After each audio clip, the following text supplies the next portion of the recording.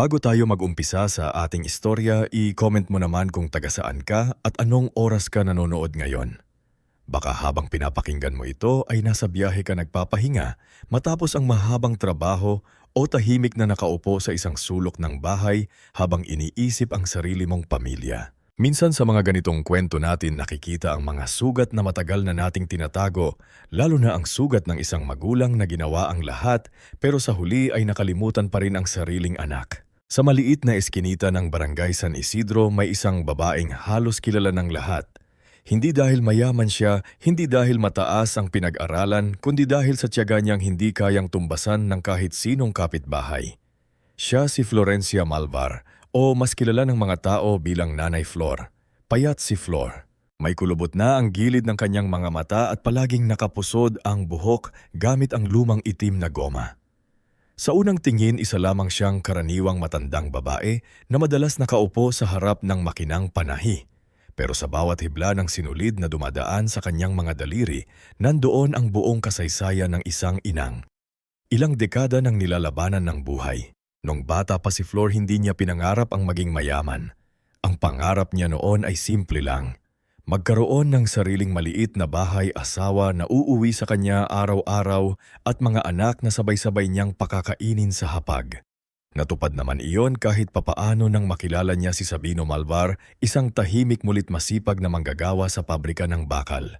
Flor, minsan sabi ni Sabino habang nakaupo sila sa harap ng inuupahang kwarto, "Hindi man tayo yayaman agad, pangako ko hindi kita pababayaan." Ngumiti si Flor noon. Hawak ang tiyan niyang nagdadalang taon sa una nilang anak. "Hindi ko kailangan ng yaman, Bino. Ang gusto ko lang buo tayo." Buo nga sila noon. Kahit maliit ang kita ni Sabino at patahi-patahi lamang ang racket ni Flor, masaya ang kanilang bahay. Nang ipanganak si Celestino ang panganay, halos hindi maibaba ni Sabino ang bata. Tinatawag niya itong Tino at palagi niyang sinasabing magiging matatag na lalaki ang anak nila. Sumunod si Maribel, batang iyakin ngulit malambing, at pagkatapos ay si Otniel, ang bunso na laging nakadikit sa saya ng ina. Sa unang mga taon, kahit salatan may sabaw na hinahati sa 5 mangkok, may kaning minsan ay kulang pero napaparami dahil sa kwento ni Sabino habang kumakain sila. Ngunit isang umaga nagbago ang lahat. Dumating ang balitang na aksidente si Sabino sa pabrika. Nadulas daw habang may inaayos na makina. Dinala sa ospital pero hindi na umabot ng hapon. Nung gabing iyon, nakaupo si Flor sa sahig. Yakap si Otniel na sanggol pa. Si Maribel ay umiiyak sa tabi niya. Habang si Tino, 8 taong gulang pa lamang noon, ay nakatitig sa kandila na nakasindi sa harap ng larawan ng ama. Mahinang tanong ni Tino. Wala na po ba talagang uuwi na tatay? Hindi agad nakasagot si Flor. Para siyang sinakal ng sariing hininga. Pero nang makita niya ang 3 batang nakatingin sa kanya, pinunasan niya ang luha at mumiti kahit durog na durog ang dibdib. "May uuwi pa rin, anak. Ako araw-araw uuwi ako sa inyo. Hindi ko kayo pababayaan." Doon nagsimula ang mahabang pakikipaglaban ni Flor sa buhay. Ibinenta niya ang iisan pares ng hikwa na bigay ni Sabino para makabili ng sariling makinang depadyak. Sa umaga naglalabas siya sa bahay ng ibang tao. Sa hapon tumatanggap siya ng patahi. Sa gabi, habang tulog na ang kanyang mga anak, tinatapos niya ang mga uniforme, kurtina, palda, pantalon at minsan ay damit pangkasal ng kapitbahay. Madalas madaling araw na siyang natutulog. May mga gabing nanginginig na ang kanyang mga daliri sa pagod. Pero kapag naririnig niya ang mahinang hilik ng kanyang mga anak, tila nagkakaroon siya muli ng lakas. Ang kapitbahay niyang si Aling Nibidad ang madalas makasaksi sa sakripisyo niya. Si Aling Natividad ay matandang biuda rin. Matalas ang dila, ngungit malambot ang puso. "Flor, matulog ka naman." Minsan si Tansa sumisilip sa bintana. "Alalas 2 na ng madaling araw, tumutunog pa rin yung makina mo." Ngumiti lang si Flor habang tinutupi ang tela. Kailangan matapos ito. "Aling Nati, may bayarin pa sa school si Tino. Paano ka naman sanay na ako po?" Napailing si Aling Natividad. "Ang problema sa mga nanay katulad mo, Flor, inuubos ninyo ang sarili ninyo. Tapos kapag ubos na kayo pa ang nakakalimutan." Hindi sumagot si Flor. Hindi dahil wala siyang maisagot kundi dahil takot siya. Totoo. Lumaki si Tino na nakikita ang hirap ng ina. Noong bata pa siya, siya ang unang tumutulong. Pag-uwi, galing eskwela siya ang nagdadala ng mga telang patahi sa mga suki. Siya rin ang minsang nagbabantay kina Maribel at Otniniel kapag kailangan ni Flor puminta sa palengke. Ma, ako na po ang magbubuhat, sabi ni Tino noon kahit mas malaki pa sa kanya ang supot ng tela. Naku anak, mabigat ito. Kaya ko po. Ako ang lalaki dito ngayon, di ba? Sa tuwing sinasabi iyon ni Tino, napapatingin si Flor sa larawan ni Sabino. Sa puso niya may kirot pero may halong pag-asa. Inakala ng lalaki ang panganay niyang may puso para sa pamilya. Kaya kahit halos mabaon siya sa utang, itinaguyod niya ang pag-aaral ni Tino. Nang magkolehiyo ito, ibinenta ni Flor ang makinang Depadak na unang puhunan niya para may pang-down sa tuition. Bumili siya ng mas lumang makina, mas mahirap gamitin, mas madalas masira pero hindi siya nagreklamo. Mahuwag na po muna akong mag-enroll, sabi ni Tino isang gabi nang makita niyang nagbibiilang ng barya ang ina. Magtrabaho muna ako. Maring umiling si Flor. Hindi. Ikaw ang unang makakatapos sa pamilya natin. Kapag nakatapos kasusunod sina Maribel at Otniel, isa-isa lang anak, pero paano kayo hinawakan ni Flor ang kamay ng panganay? Ang nanay Tino hindi nauubusan ng paraan. Hindi niya alam na balang araw ang anak na pinanghahawakan niya bilang pag-asa ang siya ring unang magpaparamdam sa kanya na tila wala na siyang halaga. Pagkalipas ng maraming taon natupad ang pangarap ni Flor, nakatapos si Tino ng kursong Business Administration at nakapasok bilang empleyado sa isang malaking construction supply company. Dahil matalino at magaling magsalita, mabilis siyang umangat. Naging supervisor pagkatapos ay manager. Nung una, proud pa siya kay Flor, isinasama niya ito sa simpleng kainan kapag sweldo. Binibilhan ng bagong tsinelas. Minsan nga dinala pa niya ang ina sa mall. Mapili ka ng damit, sabi niya noon. Naku, huwag na mahal dito. Hayaan niyo na ma. Deserve niyo ito. Iyon ang Tino na minahal ni Flor ng buong buo. Ngunit nagbago ang lahat nang makilala ni Tino si Belinda Soriano. Si Belinda ay galing sa pamilyang dating may kaya. Mahilig siya sa maayos na itsura, mamahaling gamit at mga taong may pangalan. Sa una, mabait siya kay Flor. Tinatawag pa niya itong Mama Mi Flor at dinadalhan ng tinapay kapag bumibisita. Pero habang tumatagal, lumalabas ang tunay niyang tingin sa pamilya ni Tino. Isang hapon narinig ni Flor ang usapan ni Tino at Belinda sa kusina.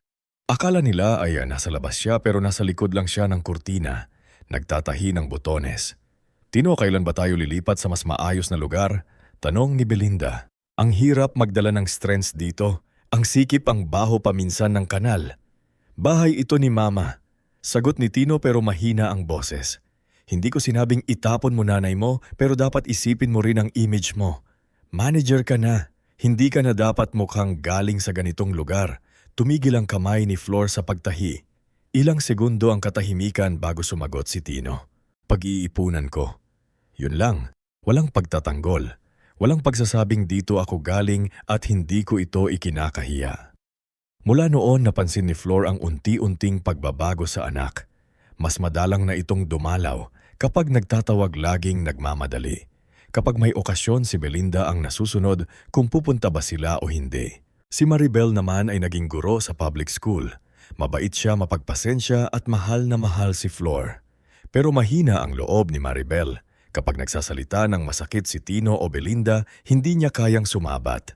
May anak siyang si Leora, matalinong dalagita na madalas iiwan kay Flor kapag may pasok siya. Mapasensya na po, sabi ni Maribel isang gabi habang kinukuha si Laura. Alam kong pagod na po kayo pero wala talaga akong mapag-iwanan. Huwag kang humingi ng pasensya. Apo ko yan, pahingahan ko siya, hindi pabigat.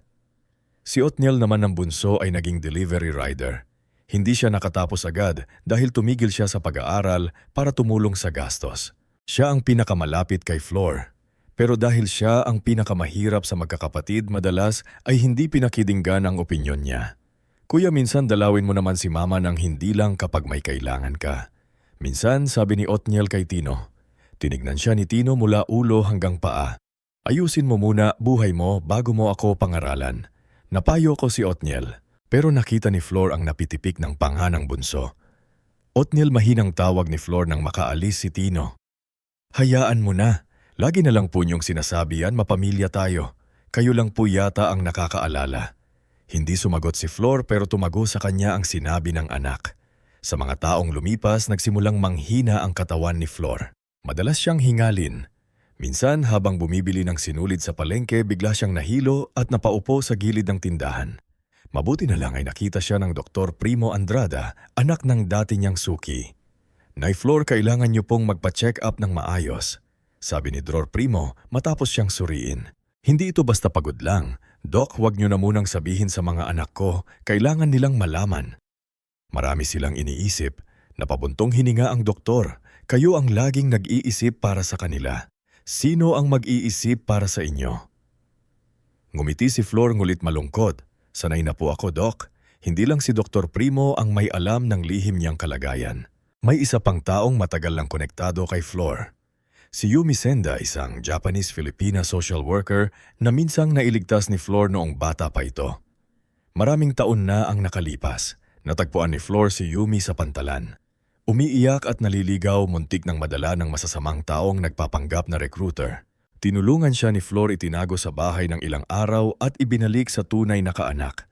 Mula noon hindi nakalimot si Yumi. Nang lumaki siya at maging social worker, palagi siyang nagpapadala ng sulat kay Flor. Nay Flor, nakasulat sa huling liham niya. Kung dumating ang araw na kailangan niyo ng pahinga, may tahanan kayo rito sa San Aurelio. Hindi kayo nag-iisa. Mayroon din si Attorney Leandro Vicaldo, isang abogadong tahimik ngunit mapagkakatiwalaan. Siya ang tumutulong kay Flor ayusin ang ilang dokumento na may kinalaman sa maliit na lupang naiwan ni Sabino sa probinsya at sa bahay na hindi pa naililipat sa pangalan ng mga anak. Hindi iyon malaking kayamanan pero para kay Flor, iyon ang huling bagay na maiiwan niya kapag tuluyan na siyang nawala. Nay Flor, sabi ni Attorney Leandro minsan sa maliit niyang opisina. Sigurado po ba kayong ayaw niyo munang ipaalam sa mga anak niyo ang tungkol dito? Tumingin si Flor sa mga papel. Hindi pa, attorney. Gusto kong malaman muna kung sino sila kapag wala silang hinihintay na mana. Masakit po yon. Mas masakit po ang mahaling ka lang dahil may makukuha sila sa'yo. Dumating ang buwan ng Agosto at palapit na ang ika-60 kaarawan ni Flor. Kahit mahina na ang katawan, pinilit niyang linisin ang bahay. Pinunasan niya ang lumang mesa. Inayos ang maupuan at nilabhan ng paborito niyang bestidang kupas na kulay buhaw. Sa kusina, naghanda siya ng mga pagkaing paborito ng mga anak. Adobong tuyo para kay Tino, ginataang kalabasa para kay Maribel, pritong tilapia para kay Otniel. Gumawa rin siya ng maliit na leche flan para sa mga apo. Kahit napaso ang daliri niya sa init ng arnibal, dumaan si Aling Nibidad at nakita siyang abala. Flor, ikaw na nga ang birthday. Ikaw pa ang pagod na pagod. Ngumiti si Flor habang hinahalo ang kalabasa. Minsan lang naman mabuo ang mga anak ko. Buo nga sila sa mesa, pero buo rin ba ang puso nila para sa'yo? Natigilan si Flor, sandali siyang yumuko bago sumagot. Nanay ako, Aling Nati. Hanggat may konting pag-asa, pinipili ko pa ring naniwala. Kinabukasan tinawagan niya si Tino. 3 ring bago sinagot, "Oh ma, bakit anak sa Sabado ang birthday ko? Baka pwede kayong makapunta, kahit simpleng hapunan lang." May narinig siyang mahinang buntong hininga sa background. Sabihin mo may lakad tayo. Tahimik si Flor. Pagkatapos ng ilang segundo, nagsalita ulit si Tino. Sige ma, dadaan kami pero hindi kami magtatagal. Napangiti pa rin si Flor. Salamat anak, magluluto ako ng paborito mo. Ibinaba niya ang telepono at marahang hinaplos ang lumang mesa. Sa isip niya sabat na iyon kahit sandali lang, kahit hindi perpekto, kahit ramdam niyang may lamat na ang pamilya nila. Noong gabing iyon, inilabas niya ang lumang larawan ni Sabino at inilagay sa tabilang maliit na altar. Binobulham niya. Sana bukas kahit isang araw lang maramdaman kong hindi na sayang ang lahat. Sa labas tahimik ang eskinita. Sa loob ng bahay nakahanda ang mga pinggan, kubyertos at pagkaing iluto ng isang inang. Umaasa na kanyang kaarawan ay hindi regalo ang matatanggap niya kundi kahit konting lambing mula sa mga anak na minsan niyang ipinaglaban sa gutom, dilim at kahirapan. Hindi pa alam ni Flor na ang araw na inaakala niyang magiging munting pagdiriwang ay magiging simula ng pinakamalalim na sugat sa kanyang puso. Ngunggit sa gabing iyon, bago tuluyang matulog, pinili pa rin niyang umasa. Dahil ganoon si Florencia Malvar. Kahit paulit-ulit na nasasaktan ang puso niya, ay marunong pa ring maghanda ng hapag para sa mga taong mahal niya. Bago tayo magpatuloy sa ating istorya, i-comment mo muna kung taga saan ka at anong oras ka nanonood ngayong. Minsan habang sinusubaybayan natin ang buhay ng ibang tao, hindi natin namamalayan na may parte pala ng kwento nila na parang salamin din ng sariling buhay natin. Kaya kung may nanay, tatay, lola o lolo kang tahimik na nagsakripisyo para sa pamilya, sana habang pinapakinggan mo ang parteng ito ay maalala mo sila kahit sandali. Kinabukasan maagang nagising si Florencia Malvar. Kahit halos hindi siya nakatulog ng maayos, madilim pa sa labas nang narinig ang mahinang kalansing ng mga kutsara sa kusina. Dahan-dahan siyang tumayo sa kanyang banig. Hinaplos ang dibdib na bahagyang sumisipik at pilit nang ngumiti sa lumang larawan ni Sabino na nasa tabi ng maliit na altar. Bulong niya, sana maging maayos ang lahat, hindi marangya ang handaan. Walang caterer, walang malaking dekorasyon, walang mga mamahaling regalo.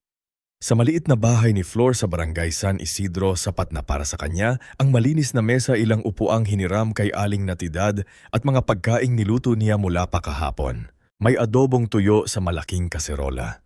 Paborito iyon ni Tino noong bata pa ito. May ginataang kalabasa para kay Maribel. May pritong tilapia para kay Otniel.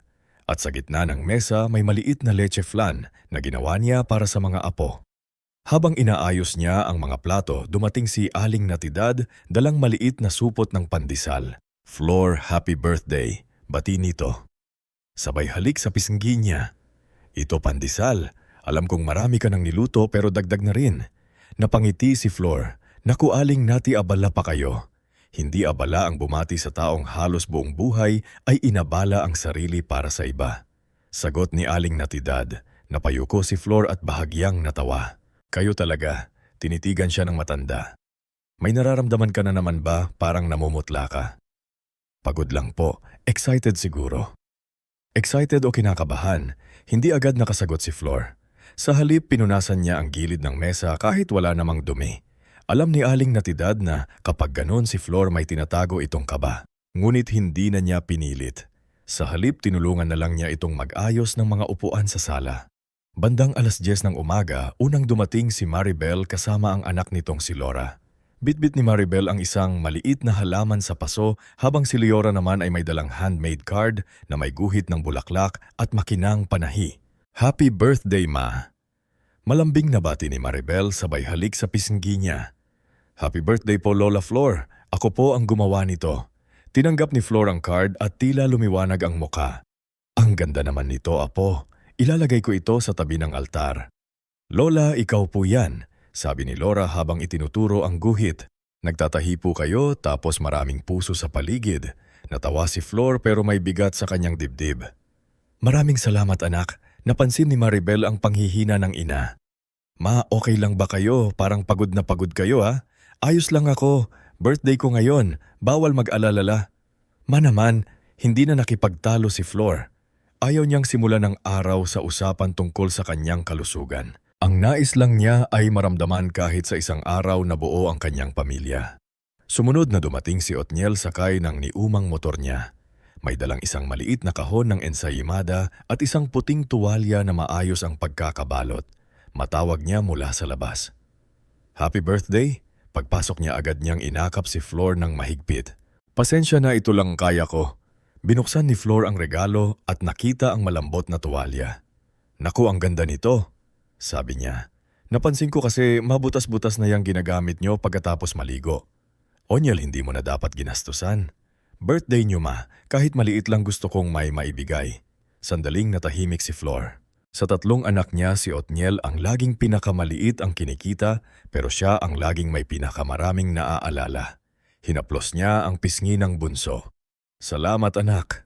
Maya-maya dumating din si Mang Paul Sorio, ang tricycle driver na matagal nang kakilala ni Flor. Naghatid siya ng 2 plastic na yelo at isang boteng soft drinks. Nay Flor, happy birthday po. Libre na po pamasahe niyo sa susunod. Biro niya. Aba salamat Manggol, pero bayad pa rin ako. Hanap buhay mo yan. Nagtawanan ng mga tao sa sala. Kahit simple ang handaan, unti-unti nang nagkaroon ng init ang bahay. Nandon si Aling Natividad, si Maribel, si Otniel, si Leora, si Mang Paul at ilang kapitbahay na sumilip para bumati. Ngunit habang lumalalim ang oras, paulit-ulit na patingin si Flor sa labas. Wala pa si Tino. Bandang tanghali, narinig ang busina ng sasakyan sa eskinita. Hindi karaniwang tunok ng tricycle o jeep. Malakas, mayabang at parang sinadyang marinig ng lahat. Napalingon ang mga kapitbahay. Sa dulo ng kalsada huminto ang makintab na SUV ni Tino. Bumaba si Celestino Malvar na nakapolo shirt relo na halatang mahal at sapatos na ayaw madumihan ng putik. Kasunod niya si Belinda, suot ang damit na tila hindi bagay sa init at sikip ng eskinita. Bitbit niya ang maliit na paper bag mula sa isang kilalang bake shop. Sumunod ang dalawa nilang anak na sina Quenby at Miro. Parehong tahimik at halatang inutusang huwag hahawak sa kahit anong madumi. Mabati ni Tino pagpasok, hindi yumakap agad. "Happy birthday!" Napangiti ng malaki si Flor. "Tino anak, dumating kayo." Lumapit siya para yakapin ang panganay. Ngunit bahagyang nanigas si Tino. Parang nag-aalangan dahil pawis ang ina mula sa kusina. Napansin iyon ni OM at agad na kumunot ang noon niya. Si Belinda naman ay ngumiti ng pilit. "Happy birthday po, Mami Flor. Dinalhan namin kayo ng cake." Inay. "Ang ganda naman," sabi ni Flor. Tinanggap ang paper bag na parang napakalaking regalo. "Salamat, Belinda." Ngunit bago pa man mailabag ni Flor ang cake, narinig niya ang mahinang bulong ni Belinda kay Tino. "Ang init dito." Wala pa rin silang aircon. Kunwari ay hindi narinig ni Flor, sa halip tinawag niya ang mga apo. "Quenby, Miro, halik kayo kay Lola." Sumunod ng dalawang bata pero halatang nahihiya. Si Quenby ay tumingin muna sa ina bago lumapit. Si Miro naman ay mabilis lang humalik at agad na bumalik sa tabi ng ama. "Lola," mahina liyang sabi. "Ang laki na niyo na masayang," sabi ni Flor. "Kumain kayo mamaya." "Gumawa ako ng leche flan." "Mabawal masyadong matamis si Miro. Tsaka hindi kami magtatagal. May pupuntahan pa kami." Saglit na nawala ang nangiti ni Flor pero agad niya itong ibinalik. Gan ba? Sige, kahit makakain lang sandali." Nagsimula ang kainan. Sinikap ni Maribel na gawing magaan ang usapan. Kinuwento niya ang mga estudyante niya sa school. Si Othniel naman ay nagbiro tungkol sa isang delivery niya na napunta sa maling address. Tumawa si Mang Paul, ating natiidad. Ngunit si Tino ay panay timing sa cellphone. Si Belinda ay kumakain ng kaunti, parang takot madumihan ng labi. "Tino, tikman mo yung adobo," sabi ni Flor. "Paborito mo yan dati, pinatuyo ko ng konti tulad ng gusto mo noon." Sumandok si Tino pero hindi man lang tumingin sa ina. "Okay lang ma, salamat. Naaalala mo pa ba nung bata ka, inuulam mo yan kahit almusal?"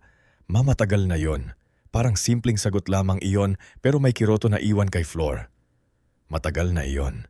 Parang sa boses ni Tino, pati ang pagmamahal na pinagsaluhan nila noon ay matagal na rin at wala ng halaga. Pagkatapos kumain, inilabas ni Maribel ang maliit na kandila para sa cake. Inilagay nila ito sa gitna ng mesa. Nagpalakpakan ng mga apo. Si Aling natiidad ang nanguna sa pagkanta. "Happy birthday to you." Mahina muit masaya ang kantahan. Pinikit ni Flor ang mga mata bago hipaan ng kandila. Ang hiling niya ay hindi para humaba pa ang buhay niya. Ang hiling niya ay sana bago siya tuluyang mawala ay makita niyang nagmamahalan ang kanyang mga anak. "Anong wish mo?" matanong ni Othniel. Ngumiti si Flor. "Secret, baka hindi matupad. Baka naman wish niyo bagong bahay." Pabirong sabi ni Belinda, ngunit may kakaibang talim ang boses. "Para naman mas komportable tayo kapag dumadalaw." Natahimik ang ilan.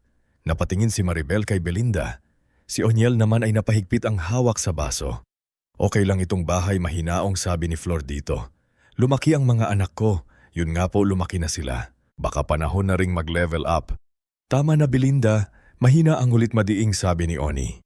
Tumingin si Tino sa bunso. "Anong tama na birthday ni Mama? Pwede bang respetuhin naman?" Umigting ang panga ni Tino. "Huwag na simula, Othniel." Agad na namagitan si Flor. "Mga anak, huwag na. Masaya tayo ngayon." Pinilit niyang gawing magaan ang lahat, ngunit sa loob niya ay parang unti-unting bumibigat ang hangin. Dumating ang oras ng pagbibigay ng mga regalo. Nauna si Leora at ang kanyang card. Sumunod si Maribel at ang paso ng halaman. "Mapara may alagaan kayo sa bintana para kapag namulaklak ay maalala niyo kami." "Salamat anak," sabi ni Flor. Niyayakap siya. Si Othniel naman ay muling itinuro ang tuwalya. "Simple lang talaga ma, pero pag nakaipon ako ay bibilhan kita ng mas magandang unan yung hindi masakit sa leeg." Anak, sapat na ito. Nang si Tino na ang hinihintay ng lahat, napansin ni Flor na tila napangisi si Belinda. Kinuha ni Tino ang wallet niya. Akala ni Flor ay baka may maliit na envelope o kahit simpleng sulat. Hindi siya naghahangad ng malaki. Kahit panyo, kahit rosaro, kahit isang yakap. Ngunit ang inilabas ni Tino ay isang gusot na piyong papel. Inabot niya ito sa ina na parang biro lamang. "Maito muna regalo ko." Sabi niya medyo malakas para marinig ng lahat. "Nagtitipid na ako para sa libing mo." Saglit na tumigil ang mundo ni Flor. Hindi gumalaw ang kamay niya. Nakatingin lang siya sa piso na sa pagitan nilang mag-ina. May ilang segundong katahimikan na parang walang makahinga. Si Belinda ay bahagyang natawa. Pigil pero rinig. Si Quenby ay tumingin muna sa miro, hindi alam kung dapat ba silang tumawa. Si Maribel ay namutla. Si Othniel naman ay biglang tumayo. "Kuya," sigaw niya, "ano bang klaseng biro yan?" Tumaas ang kilay ni Tino. "Biro lang ang o mga man, biro sa birthday ni Mama." "Totoo naman lahat naman tayo doon papunta." "Oo, pero hindi mo kailangang ipamukha sa kanya. Otel, wag mo akong sigawan sa harap ng pamilya ko. Pamilya mo rin si Mama." "Tumigil na kayo," mahinang sabi ni Flor. Hindi iyon sigaw, hindi ring galit. Halos pabulong lamang iyon. Pero nang marinig nila ang boses niya, tumigil ang lahat. Dahan-dahang kinuha ni Flor ang 2 piso. Hindi siya umiyak. Hindi siya nagwala. Hindi niya rin sinumbatan si Tino. Tinitigan lang niya ang pera. Pagkatapos ay ang mukha ng panganay niyang minsan ay batang nagbubuhat ng tela para sa kanya. Sa loob ng ilang segundo bumalik sa isip niya ang batang Tino na nagsasabing, "Ako ang lalaki dito ngayon." Di ba bumalik ang gabing ibinenta niya ang unang makinang panahi para sa tuwisyon nito? Bumalik ang mga panahong hindi siya kumain para may baon ang anak. At ngayon nasa harap niya ang parehong anak. May hawak na mamahaling reluang gising parang walang nasaktan. "Salamat anak," sabi ni Flor. Mas lalo iyong nakasakit kay Othniel kaysa kung sumigaw ang ina dahil alam niyang kapag tahimik si Flor, mas malalim ang sugat. Nagpatuloy ang handaan pero wala ng lasa ang pagkain. Si Maribel ay halos hindi makatingin sa ina. Si Laura ay tahimik na hinawakan ng kamay ng lola sa ilalim ng mesa. Si Aling Natividad naman ay nakatitig kay Tino na para bang gusto siyang pagalitan ngunit pinipigilan lang dahil ayaw niyang madagdagan ang kahihiyan ni Flor. Pagkaraan ng ilang minuto, tumayo si Flor. "Pasensya na kayo, Tano," sabi niya. "Medyo nahihilo lang ako. Papahinga muna ako sa kwarto." "Masasamahan ko kayo," agad na sabi ni Maribel. "Huwag na anak, kumain ka pa. Sandali lang ako." Pumasok si Flor sa maliit niyang kwarto nang maisara ang pinto, doon lamang niya hinayaan ang sarili na mapahawak sa dibdib. Hindi siya umiyak, hindi siya nagwala, hindi niya rin sinumbatan si Tino. Tinitigan lang niya ang pera. Pagkatapos ay ang mukha ng panganay niyang minsan ay batang nagbubuhat ng tela para sa kanya. Sa loob ng ilang segundo bumalik sa isip niya ang batang Tino na nagsasabing, "Ako ang lalaki sagi dito ngayon." Di ba bumalik ang gabing ibinenta niya ang unang makinang panahi para sa tuition nito?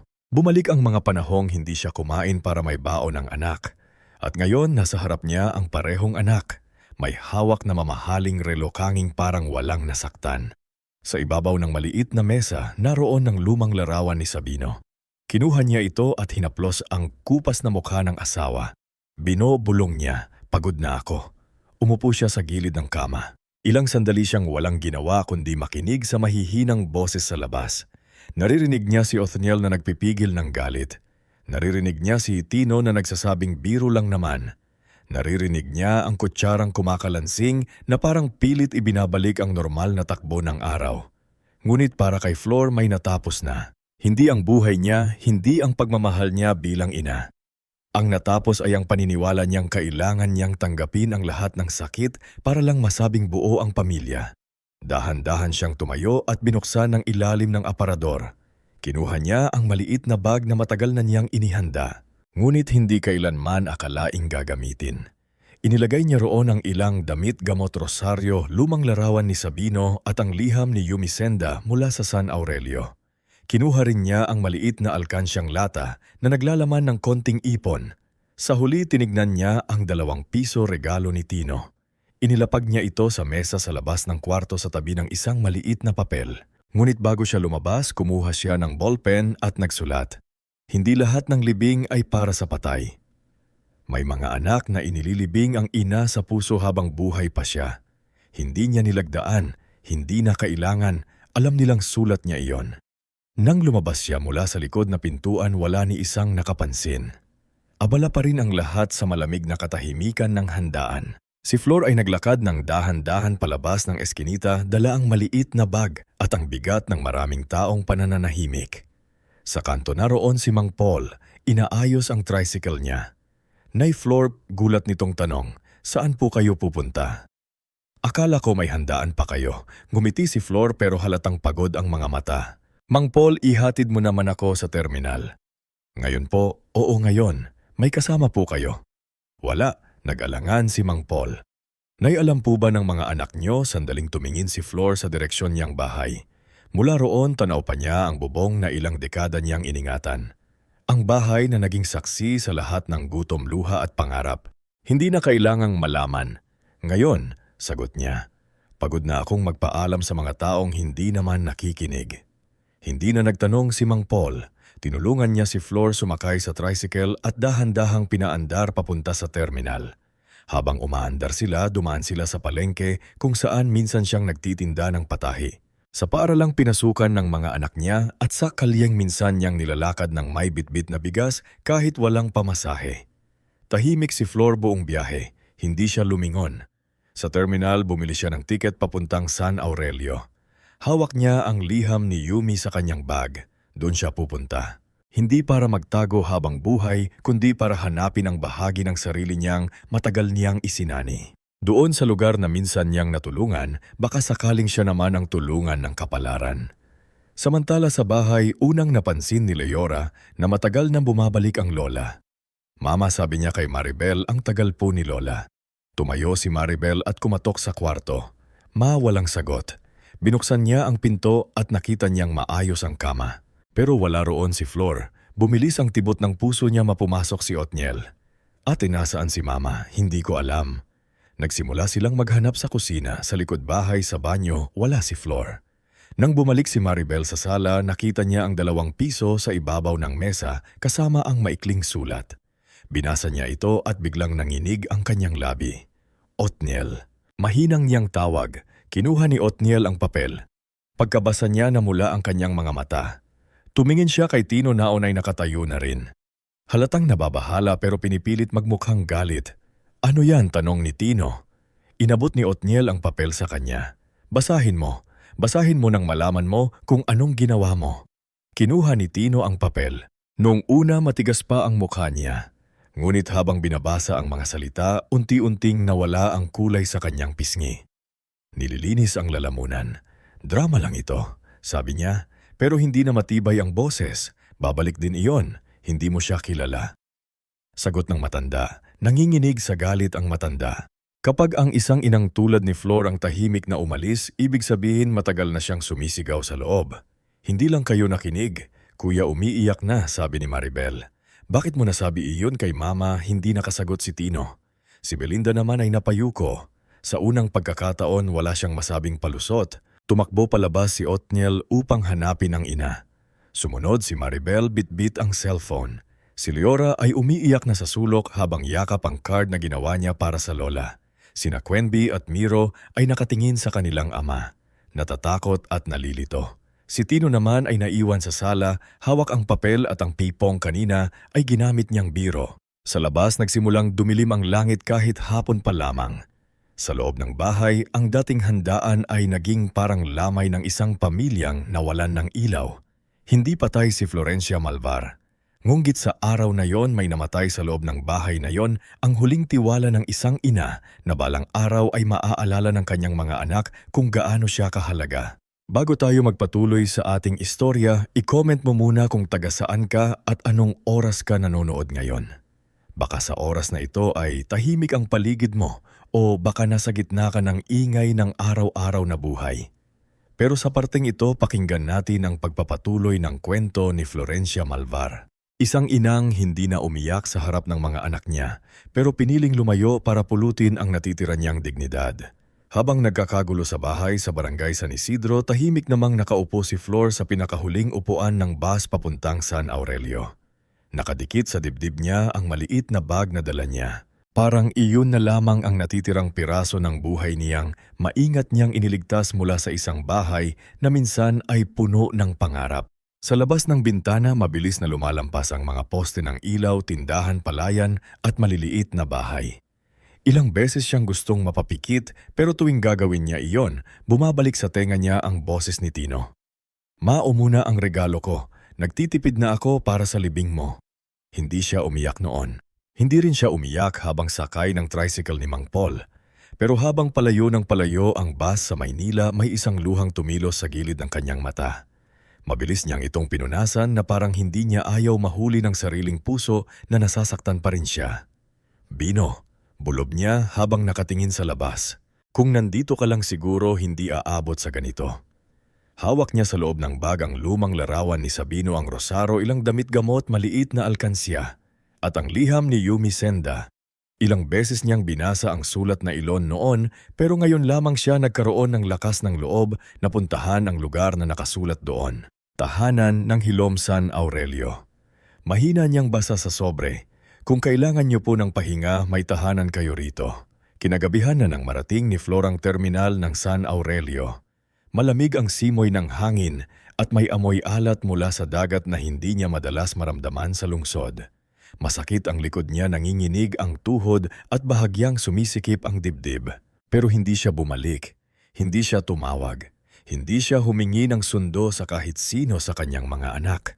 Lumapit siya sa isang tindahang may ilaw at nagtanong, "Anak, saan banda ang tahanan ng Hilom?" Ang tindera, isang babaeng nasa edade na may pangalang nakasulat sa apron norin, ay napatingin sa kanya. Tahanan ng Hilo, sa may dulo ng kalsada malapit sa lumang kapilya. "Pero gabi na po, Nay. May pupuntahan po ba kayo roon? Oo, may kakilala ako." Si Yumi Senda, lumambot ang mukha ni Norin. "Ay, si Ma'am Yumi po. Sandali na, ako na po ang tatawag. Doon din po ako nagtatrabaho minsan bilang caregiver." Hindi makapaniwala si Flor sa bilis ng pangyayari. Ilang minuto lang ang lumipas. Dumating ang isang maliit na van na kulay puti. Bumaba mula roon ang babaeng may maomong mukha. Singkit ang mata at may halong gulat at tuwa sa itsura. "Nay Flor," tawag nito. Napako si Flor sa kinatatayuan. Matagal na niyang hindi nakita si Yumi. Nung huli niya itong nasilayan, ito ay isang batang umiiyak sa pantalan. Marumi ang damit, takot sa mundo. Naon isa na itong matatag na babae. Maayos manamit at may mga matang marunong kumilala ng utang na loob. "Yumi," lumapit si Yumi at niyakap siya ng mahigpit. "Nay Flor, bakit ngayon lang kayo pumunta? Bakit hindi kayo tumawag?" Napapikit si Flor. Sa yakap na iyon, parang may biglang kumatok sa pinakamatagal na nakasarang bahagi ng kanyang puso. "Napagod lang ako, anak. Hindi ko na alam kung saan ako uuwi." Mas lalo siyang niyakap ni Yumi. "Dito po muna kayo. Hindi niyo kailangang magpaliwanag ngayong gabi." Dinala ni Yumi si Flor sa tahanan ng Hilom. Hindi ito marangyang pasilidad. Isa itong lumang bahay na inayos at pinalawak. May maliit na hardin, simpleng kapilya, kusina at mahabang silid kung saan naninirahan ang matatandang walang kasama at ilang babaeng iniwan ng pamilya. Ngunit kahit simple, malinis at payapa ang lugar. Sa dingding ay may nakapaskil na mga larawan ng mga volunteer, mga lumang babaeng nakangiti at mga produktong gawa kamay na nakalagay sa maliit na display shelf. Pagpasok ni Flor, sinalubong siya ng amoy ng bagong lutong lugaw at pinakuluang luya. "Nay Flor, dito po muna kayo sa guest room," sabi ni Yumi. "Bukas na tayo mag-usap ng mahaba." Sumama si Norin, ang babaeng nakilala niya sa tindahan, at inalay siyang umupo. "Nay, painom muna po ng tubig. Mukhang pagod na pagod kayo." "Salamat anak," sabi ni Flor. May lumapit ding matandang lalaking may apron at hawak ng sandok. "Ako si Dalmaso, tagaluto rito. Kung gutom ka, may lugaw pa." Napangiti ng bahagya si Flor. "Salamat Kuya Dalmaso. Walang kuya-kuya rito. Lahat tayo rito pagod sa buhay, kaya pantay-pantay lang tayo." Sa unang pagkakataon sa mahabang panahon, hindi naramdaman ni Flor na pabigat siya. Walang nagtanong kung bakit siya dumating. Walang humusga sa suot niyang luma. Walang nagreklamo sa amoy ng damit niya mula sa biyahe. Pinaupo siya, pinakain, pinainom ng gamot at pinatulog. Ngunit bago siya puluyang makatulog, hinawakan niya ang rosaryo na tabi ng unan. "Panginoon, hindi ko alam kung tama ang pag-alis ko, pero sana dito ko makita kung may natitira pa sa akin. Samantala sa San Isidro hindi makatulog ang pamilya ni Flor. Mag-andamag nang naghahanap si Oni, pumunta siya sa terminal, nagtanong sa mga driver, nagpunta sa barangay at tumawag sa ilang ospital. Kasama niya si Maribel na halos hindi na tumigil sa pag-iyak. Si Aling Natividad naman ay nanatili sa bahay. Binabantayan ng mga apo at ang malamig ng pagkain sa mesa. Si Tino ay hindi sumama sa unang paghahanap. Nakaupo siya sa sala. Hawak pa rin ng maliit na papel na iniwan ni Flor. Ilang beses niyang binasa ang linya. May mga anak na inililibing ang ina sa puso habang buhay pa siya. Drama lang, bulong niya sa sarili. Babalik din yon, pero habang lumalalim ang gabi, unti-unti siyang nilamon ng katahimikan. Wala nang tunog ng makinang panahi sa kwarto ng ina. Wala nang boses na magtatanong kung kumain na ba siya. Wala nang kamay na magsasali ng ulam sa plato niya kahit matanda na siya. Si Belinda ay nakaupo sa kabilang dulo ng sofa. Hindi mapakali. Tino, mahina niyang sabi, baka dapat tumulong ka ng maghanap. Tignan niya si Tino. Ngayon ka nag-aalala. Hindi ko naman sinabing tama ang sinabi mo. Tumawa ka. Natigilan si Belinda. Tumayo si Tino ngunit hindi niya alam kung saan pupunta. Galit siya pero hindi malinaw kung kanino. Kay Flor ba dahil umalis ito? Kay Otil dahil sinisi siya? Kay Belinda dahil hindi siya pinigilan? O sa sarili niya dahil alam niyang may parte ng sinabi niya na hindi biro kundi yabang na matagal na niyang pinabayaan? Kinabukasan pumunta si Otil kay Mang Paul. Pagod na pagod ang mukha niya. Mang Paul, sabi niya, kayo po ba ang huling nakakita kay Mama? Hindi agad nakasagot ang matanda. Napayuko ito, halatang nahihirapan. Mang Paul, please. Huminga ng malalim si Mang Paul. Hinatod ko siya sa terminal kahapon. Nanlaki ang mata ni Otil. Saan siya pumunta? Hindi niya sinabi ng malinaw, basta terminal. Sabi niya, pagod na raw siyang magpaalam sa mga taong hindi nakikinig. Napaupo si Otil sa gilid ng tricycle para siyang sinuntok sa dibdib. Kasalanan namin to, anak. Hindi lang sa isang araw napapagod ang nanay mo, matagal na siyang pagod.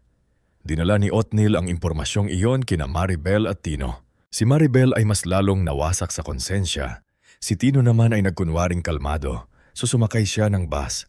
Hanapin natin sa mga kamag-anak, wala naman siyang madalas puntahan. Sabi ni Maribel, Kuya, hindi mo ba naiintindihan umalis si Mama dahil nasaktan siya? Alam ko, biglang sigaw ni Tino. Nagulat ang lahat. Maging si Belinda ay napalingon. Huminga ng mabigat si Tino pagkatapos ay humina ang boses. Alam ko, ngunit kahit alam niya, hindi pa rin niya kayang sabihin ang salitang kasalanan ko. Lumipas ang mga linggo. Hindi nagpakita si Flor, hindi siya tumawag. Hindi niya sinagot ang mga mensaheng paulit-ulit na ipinadala ni Maribel. Kahit hindi rin naman sigurado ang mga ito na nababasa niya dahil naiwan sa bahay ang dati niyang cellphone. Ang taning hawak nila ay katahimikan. Sa San Aurelio nagsimulang maghilom ang mga araw ni Flor. Noong una puro pahinga ang ginawa niya. Pinatingnan siya ni Yumi kay Dr. Primo na pala'y may kaibigang doktor sa San Aurelio. Nang malaman ni Dr. Primo sa Maynila na naroon si Flor, siya mismo ang tumawag kay Yumi. Pakisabi kay Flor, bilin niya, hindi siya dapat magpabaya. Alam kong matigas ang ulo niyan. Natawa si Yumi nang iparating iyon. Si Dr. Primo talaga. Sabi ni Flor, para na akong batang pinagalitan. Dahil nag-aalala siya sa inyo. Sagot ni Yumi at kami rin. Ngunit hindi sanay si Flor na walang ginagawa. Pagkalipas lamang ng ilang araw, napansin niyang sira-sira ang ilang kurtina sa tahanang hilom. May mga kumot na butas, may mga lumang damit na kailangang tahiin. Yumi, sabi niya isang umaga, may makina ba kayo rito? Meron pero luma na, bihira ng gamitin. Patingin ako. Dinala siya ni Yumi sa maliit na storage room. Naroon ng isang electric sewing machine na maalikabok. May kalawang ang ilang bahagi pero gumagana pa. Hinaplos ni Flor ang makina na parang matagal na kaibigang muling nakita. Pwede pa ito, nasabi, di kasabay pa ito, sabi niya. Kahapunan nagsimula siyang manahi. Tinahi niya ang mga punit na kumot.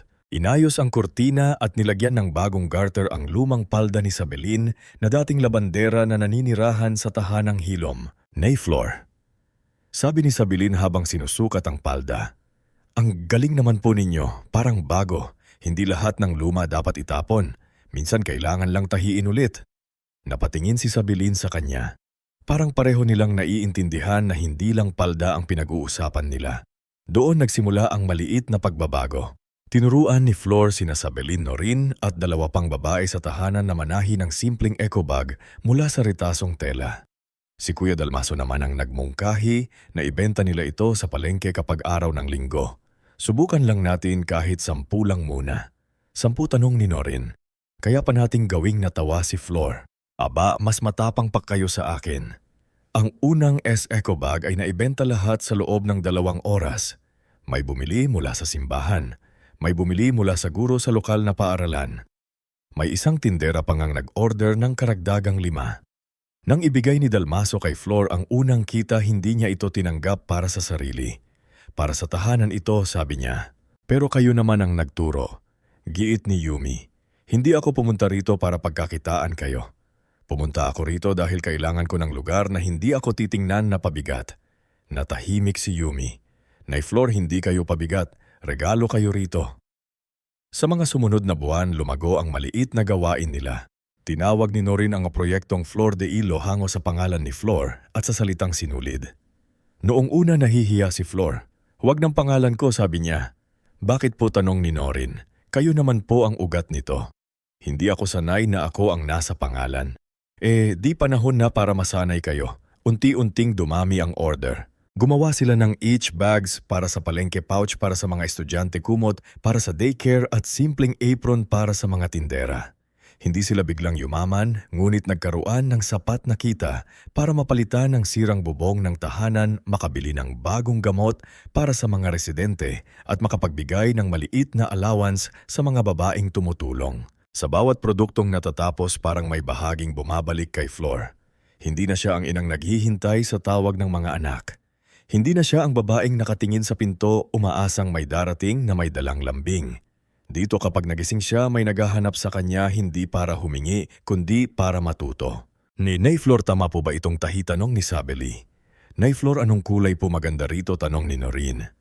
Nay Flor, kain na po kayo, paalala ni Dalmo. Sa bawat tawag sa kanya, hindi niya naririnig ang salitang pabigat.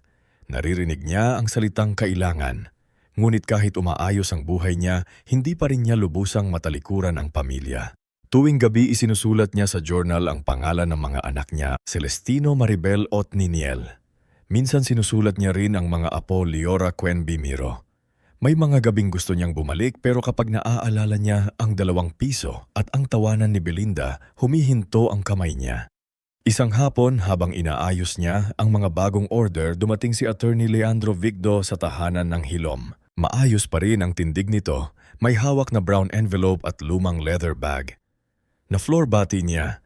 Nagulat si Flor.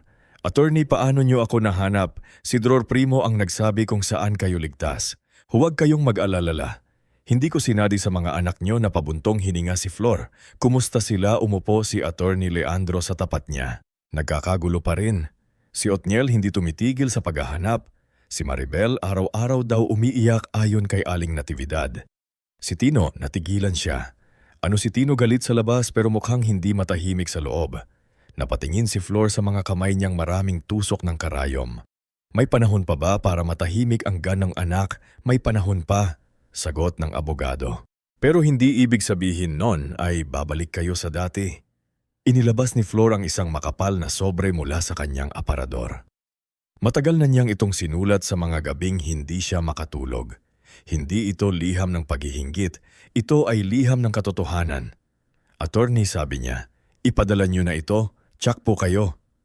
Tumanggo si Flor. Kailangan nilang malaman. Hindi para habulin ako, kung hindi para makita nila ang mukha nila kapag wala na akong katahimikang sumasalo sa lahat. Kinabukasan dumating si Attorney Leandro sa bahay ng mga Malvar sa San Isidro. Naroon sina Tino, Belinda, Maribel, Otniel, Aling Natividad at mga apo. Nagulat sila nang makita ang abogado.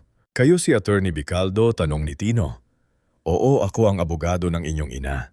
Abogado, ulit ni Belinda. Biglang naging alerto.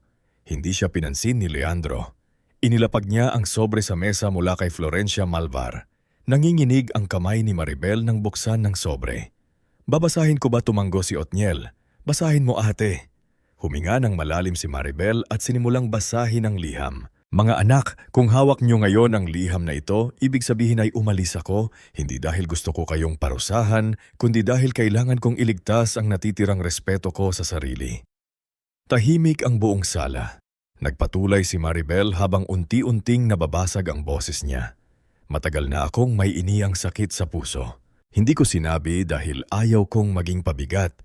Pero ngayon ko naisip baka matagal niyo na pala akong pabigat kahit hindi ko sinasabi ang sakit ko. Napahawak si Othniel sa noo. Si Tino naman ay parang hindi makahinga. May sakit si Mama, tanong ni Tino. Makinig muna kayo, sagot ng abogado.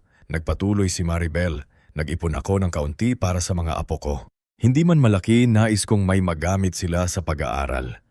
Ang bahay na tinitirhan ninyo ay hindi ko pa nailipat sa pangalan ninyo. Hindi dahil marumot ako kundi dahil gusto kong makita kung sino sa inyo ang marunong magmahal ng walang hinihintay na kapalit. Biglang napatingin si Belinda kay Tino. Si Tino naman ay parang hindi makahinga. Nais kong maalala nyo na naibenta ko ang hikaw na bigay ng tatay ninyo para makabili ng bigas noong namatay siya. Naibenta ko ang unang makinang panahi para makapag-enroll si Tino. Nang manganak si Maribel, nangutang ako nang hindi niya alam para mabayaran ng kulang sa ospital. Nang tumigil si Othniel sa pag-aaral, gabi-gabi akong umiiyak dahil pakiramdam ko na bigo ako bilang ina. Tuluyan nang umiyak si Maribel. Kinuha ni Othniel ang papel at siya ang nagpatuloy. Hindi ako santo. Minsan naging mahigpit ako, minsan tahimik ako kahit dapat nagsasalita. Pero lahat ng kaya kong ibigay, ibinigay ko. Kaya nung araw ng kaarawan ko, hindi ang 2 piso ang tumusok sa akin. Ang tumusok sa akin ay ang marinig mula sa anak na ipinaglaban ko sa gutom na para bang ang kamatayan ko ay bagay na dapat ng paghandaan ng mainggiti. Nanginginig ang kamay ni Otil. Tumingin siya kay Tino ngunit hindi nagsalita ang panganay. Bumalik kay Maribel ang papel para sa huling bahagi. Hindi ako patay ngunit inilibing ko na ang dating Florencia na laging nagpapatawad kahit inaapakan. Simula ngayon, hindi pera ang sukatan ng pagiging anak. Hindi regalo. Hindi pangalan sa titulo ng bahay.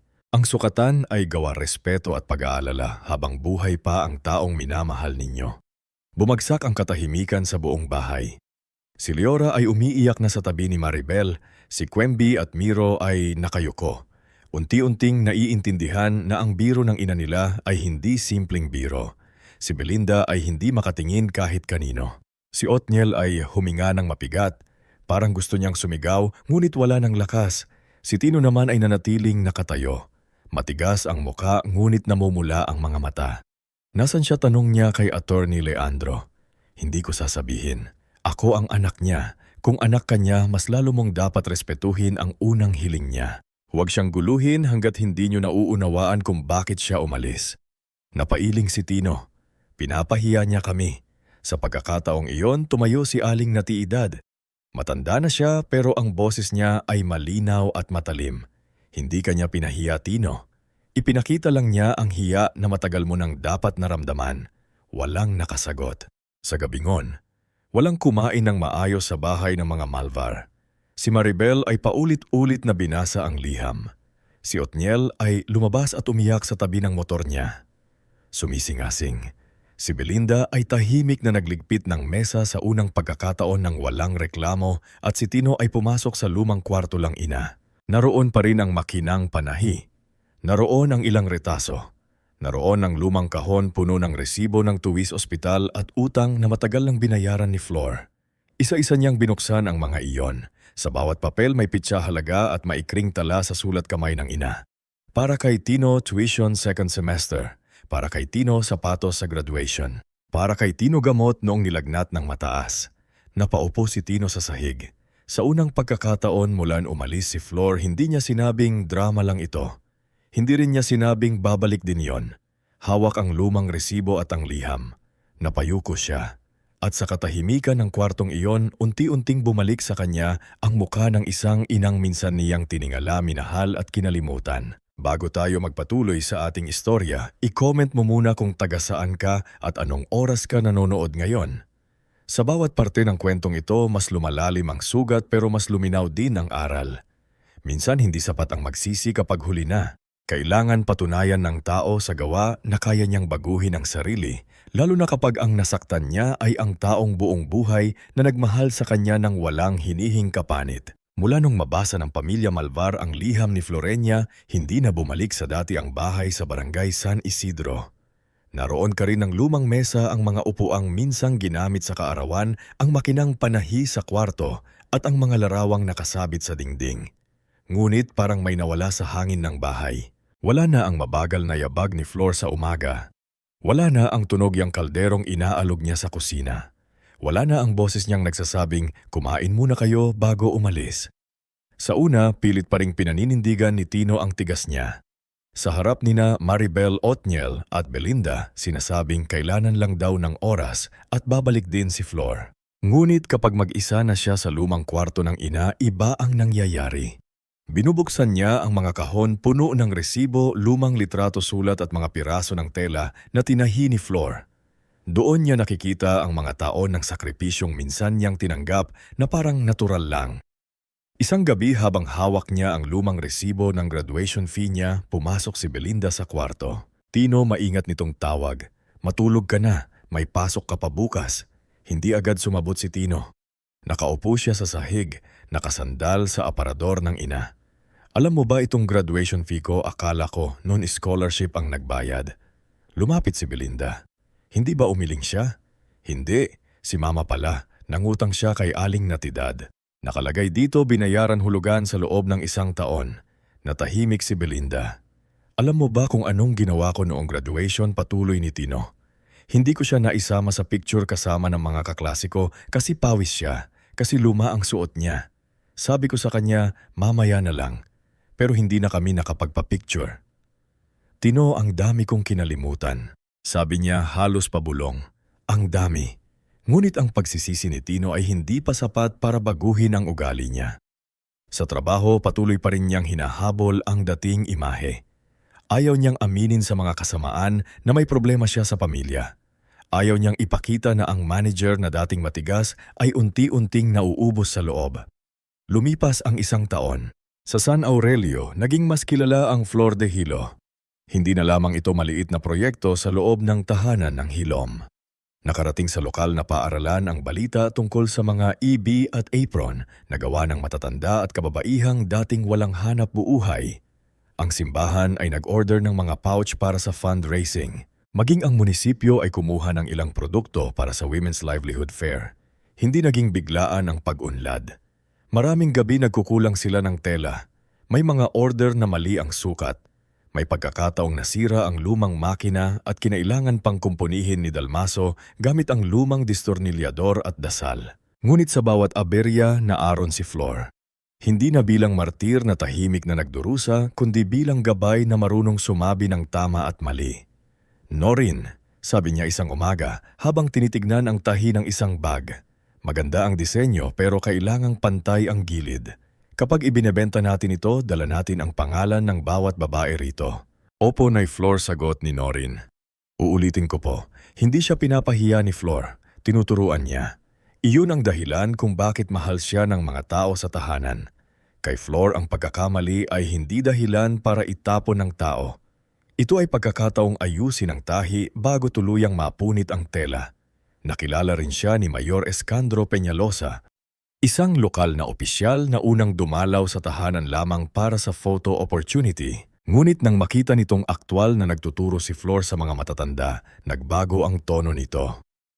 "Nay Flor," sabi ni Mayor Escandro habang hawak ang isang eco bag, "kayo po pala ang nagpasimula nito. Hindi po ako nagpasimula mag-isa. Marami po kaming kamay rito, pero kayo ang nagtahi ng lakas ng loob nila." Sabi ng Yumi mula sa gilid. Napangiti si Flor, nahihiya. Hindi siya sanay sa papuri. Buong buhay niya ang narinig niya ay pasensya, utang, obligasyon at minsan ay reklamo. Sa San Aurelio naririnig niya ang salamat. Gayunman hindi ibig sabihin noon ay tuluyang gumaling na ang puso niya. May mga gabing sumisikip pa rin ang dibdib niya, hindi lang dahil sa sakit kundi dahil sa pangungulila. Kapag nakikita niya ang mga batang apo ng mga residente na dumadalaw, naaalala niya sina Leora Quenby at Miro. Kapag may lalaking bumibili ng bag para sa nanay niya, naaalala niya si Tino noong bata pa. Hawak ang supot ng tela, Sinasabing siya na ang lalaki sa bahay. Isang gabi nadatnan siya ni Yumi sa hardin nakaupo habang hawak ang rosar. "Nay Flor," sabi ni Yumi, "iyon na naman sila." Hindi na nagsinungaling si Flor. "Araw-araw ko silang iniisip. Gusto niyo na po bang bumalik?" Matagal bago siya sumagot. "Hindi pa, kasi kung babalik ako nang hindi pa nila natututo, babalik lang din ako sa dating Flor na tinatanggap lahat. Ayoko nan maging ganon." Umupo si Yumi sa tabi niya. Minsan po ang paglayo ang unang hakbang para matuto ang naiwan. Tumanggi si Flor. "Sana nga anak. Sana hindi galit lang ang matira sa kanila." Sa Maynila hindi galit ang unang tumubo sa puso ni Othniel. Takot-takot na baka hindi niya rin muling makita ang ina. Kahit abala siya sa pagde-deliver, patuloy siyang nagtatanong sa mga terminal at kakilala ni Flor. Si Maribel naman mas naging tahimik sa bahay at paaralan. Noong dati kapag may pang-aalis tubo si Belinda o paninigaw si Tino, pinipili niyang manahimik. Ngunit mula nung mabasa ang liham, may unti-unting nagbago sa kanya.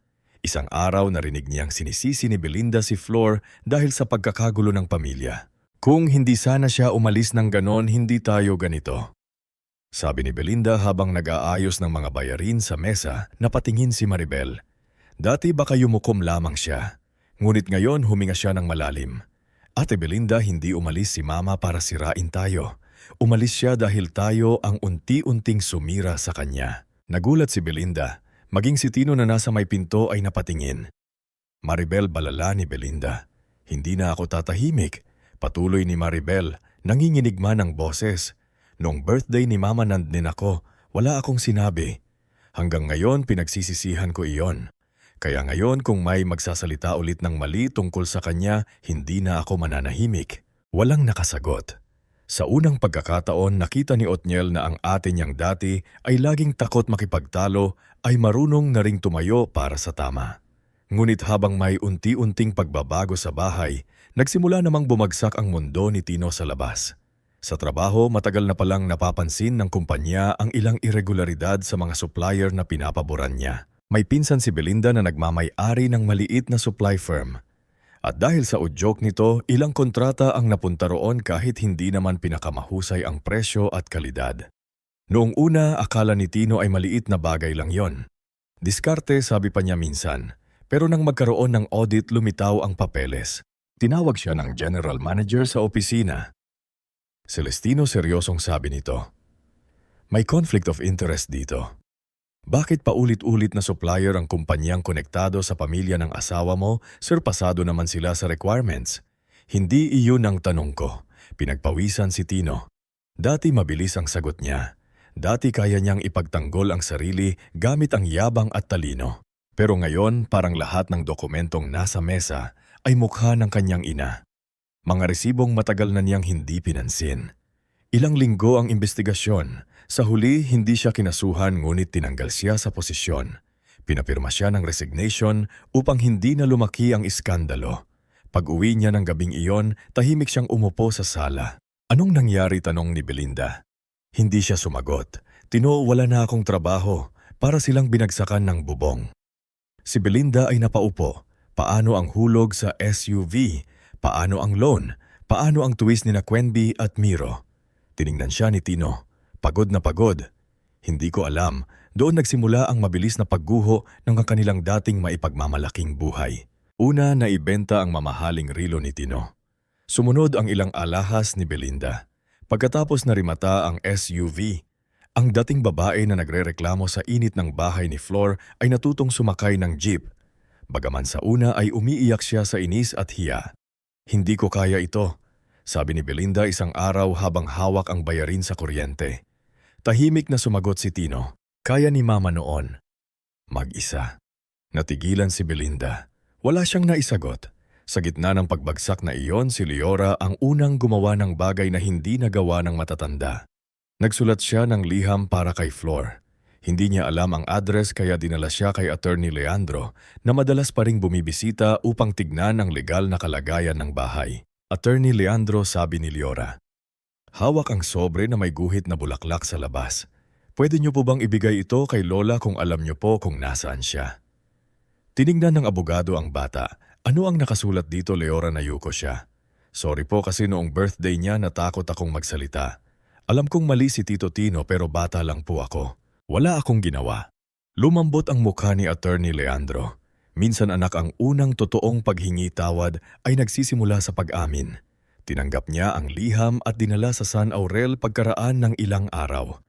Nang mabasa ni Flor ang liham ni Leora, napatigil siya sa pananahi.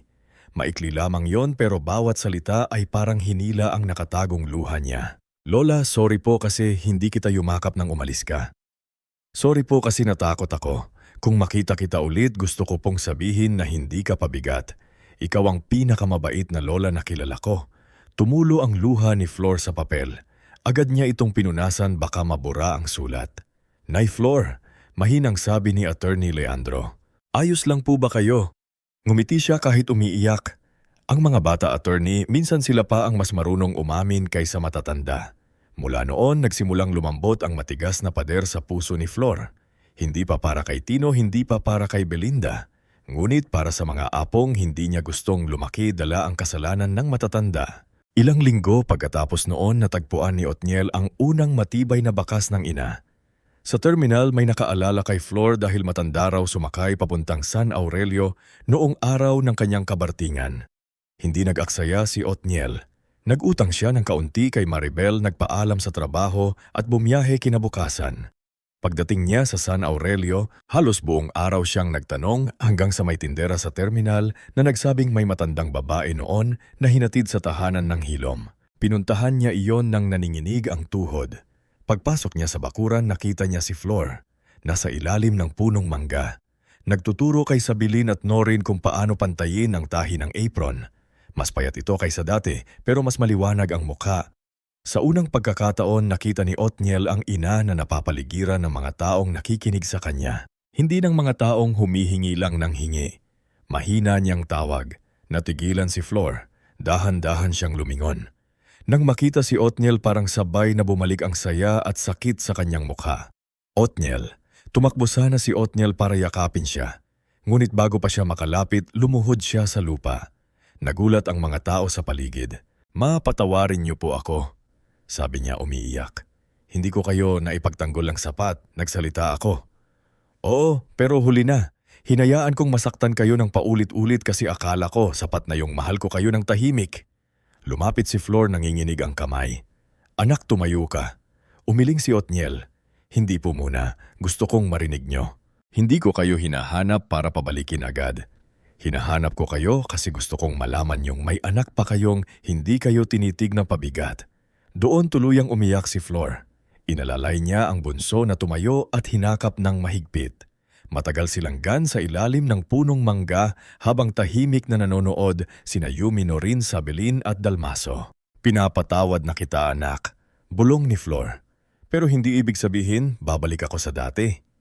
Opo ma, sagot ni Otne. Hindi ko po kayo pipilitin. Gusto ko lang pong makabisita. Gusto kong makilala na kayo rito kung sino na kayo ngayon. Hinaplos ni Flor ang mukha ng anak. Ito ang unang beses na may anak akong nagsasabi niyan. Sa mga sumunod na oras, ipinakita ni Flor kay Otniel ang tahanan ng Hilom. Ipinakilala niya si Yumi, si Dalmho, si Norin at si Sabilin. Nakita ni Otniel ang mga ecobag apron pouch at kumot na ginagawa nila. Hindi niya napigilang mamangha. Masabi niya kayo pala ang bumubuhay dito. Umiling si Flor. Hindi. Binuhay lang nila ulit ang bahagi ko na akala ko patay na. Gabing iyon, umuwi si Otniel sa Maynila na may baong payapang lungkot. Hindi niya sinabi kay Tino ang eksaktong lugar agad. Sinabi lamang niya kay Maribel na buhay si Mama ligtas at hindi pa handang humarap sa lahat. Pwede ko ba siyang makita? Umiiyak na tanong ni Maribel. Darating din yun ate pero kailangan muna nating respetuhin siya. Sa unang pagkakataon siya naman ang masusunod. Ngunit bago pa man maging handa ang lahat, dumating ang isang balitang muling yumanig sa pamilya. Isang hapon habang naglalakad si Tino Paumi mula sa isang job interview na hindi rin naging maganda, bigla siyang nakaramdam ng matinding paninikip ng dibdib. Pinawisan siya ng malamig. Sumandal siya sa pader ng isang botika. At pilit huminga pero parang may malaking batong nakadagan sa kanya. Tulong. Mahinang sabi niya. Mabuti na lamang at may nakitang security guard at tumawag ng ambulansya, dinala siya sa ospital. Nang malaman ni Maribel at Belinda, halos mabaliw sila ng takot. Si Othniel naman ay agad na nagpunta kahit sariwa pa ang pagod sa biyahe. Sa emergency room sinabi ng doktor na inatake sa puso si Tino dahil sa matinding stress, puyat at napagaya ang kalusugan. Si Belinda ay napaupo sa hallway umiiyak. Hindi ko alam ang gagawin. Si Maribel naman ay nanginginig na tumawag kay Attorney Leandro. Attorney, pakiusap. Iparating niyo kay Mama. Hindi ko alam kung pupunta siya pero kailangan niyang malaman. Si Kuya. Si Kuya na ospital. Nang makarating ang balita kay Flor, nasa tahian siya. Hawak ang piraso ng telang kulay bulhaw. Hindi siya agad nagsalita. Ibinaba niya ang tela, tinanggal ang salamin at napahawak sa dibdib. Nay Flor, nag-aalalang tawag ni Yumi. Si Tino raw, sabi ni Attorney Leandro sa kabilang linya. Inatake sa puso. Buhay siya pero nasa ospital. Pumikit si Flor. Ang unang pumasok sa isip niya ay hindi ang lalaking nagbigay sa kanya ng 20 piso. Ang nakita niya ay batang Tino na nilalagnat noong 7 anyos gulang. Nakahiga sa banig habang pinupunasan niya ng basang bino. Mahuwag niyo po akong iiwan, sabi ng batang iyon sa alaala niya. Napaupo si Flor sa ibabaw ng maliit na kahon sa tabi ng makina. Nandoon ang lumang 20 piso na ipinadala pabalik ni Attorney Leandro matapos ang unang liham. Matagal niyang itong hindi ginagalaw. Ngayon kumuha niya ito at tinitigan. Nay, mahinang sabi ni Yumi. Ano pong gagawin ninyo? Matagal bago sumagot si Flor, nanginginig ang kamay niya nang mumit malinaw ang boses. Hindi ko alam kung kaya ko pa siyang yakapin pero hindi ko rin kayang ipagdasal na mawala siya. Tumayo siya, kinuha ang kanyang SH Rosario at gamot. Hindi pa niya alam kung ano ang sasabihin kapag nakita si Tino. Hindi pa niya alam kung handa na siyang patawarin ito. Pero alam niya ang isang bagay. Hindi niya hahayaan na ang huling alaala niya sa panganay ang pitang libing. Sa gabing iyon, habang inaayos ni Yumi ang sasakyan papuntang Maynila, tahimik na nagdasal si Flor hindi para bumalik sa dating buhay, kundi para magkaroon ng lakas. Harapin ang anak na minsan niyang minahal. Kinalimutan siya at ngayon ay nakahiga sa pagitan ng buhay pagsisisi at pagkakataong magbago. Bago tayo magpatuloy sa huling bahagi ng ating istorya, i-comment mo muna kung taga saan ka at anong oras ka nanonood ngayon. Sa pagtatakos ng kwentong ito, hindi natin hahanapin ang perpektong pamilya dahil sa totoong buhay bihira ang pamilyang walang sugat. Ang hahanapin natin ay kung may tapang pa bang humingi ng tawad, kung may lakas pa bang magbago, at kung ang isang inang nasasaktan ng paulit-ulit ay makakahanap ng kapayapaan nang hindi na kailangang isuko muli ang sarili. Kinagabihan, tahimik ang biyahe ni Florencia Malvar mula San Aurelio pabalik ng Maynila. Kasama niya sa maliit na van si Yumi Selbinda na siya ring nagmamaneho at si Attorney Leandro Vicaldo na nakaupo sa unahan, hawak ang ilang dokumento sa kanyang leather bag. Sa kandungan ni Flor ay naroon ang kanyang rosaryo, isang maliit na pouch ng gamot at ang shawl na ibinigay ni Norin bago siya umalis. Nay Flor, sabi ni Yumi habang nakatingin sa kalsada. Kapag napapagod po kayo, sabihin niyo lang pwede tayong huminto. Mahinang tumanggo si Flor. Salamat anak. Iyon lang ang naisagot niya. Hindi dahil wala siyang gustong sabihin kundi dahil ang isip niya ay puno ng mga alaala na hindi niya kayang ayusin agad. Habang palapit sila sa Maynila, bumabalik sa kanya ang batang Tino. Ang batang nakaupo sa tabi niya habang nagtatahi siya.